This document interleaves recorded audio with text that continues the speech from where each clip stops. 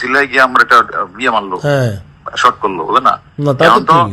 এখন তো কোনো ইয়ে নাই, এখন হলো সব ইয়ে হয়ে গেছে টাকা। না এখন টাকা তো কোনো মানুষ না।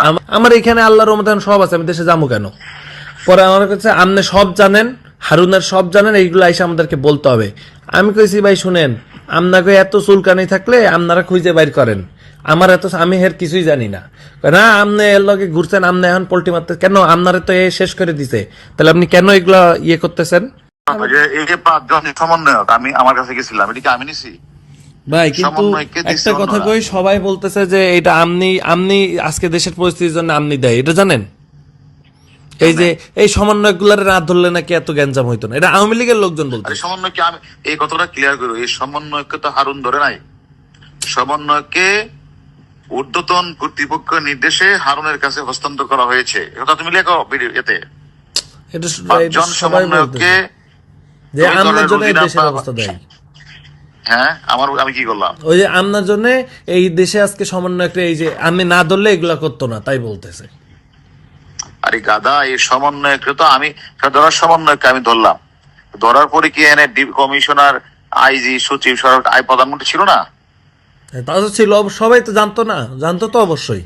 তাহলে এই কথাটা আমাকে বলতেছো কেন? আমি বলতেছি, প্রধান বলতেছে না না না, তুমি গ্যারান্টি লিখে দিও এই সমন্বয়কে, মানে স্বরাষ্ট্রমন্ত্রী, লেখা এগুলি স্বরাষ্ট্রমন্ত্রী, সচিব, আইজি, এসবি চিফ সহ অন্যান্যরা, এবার লিখে দিও অন্যান্যরা সম্মিলিত সিদ্ধান্ত ক্রমে তাদেরকে ডিবির কাছে হস্তান্তর করা হয়েছে সেফটির জন্য।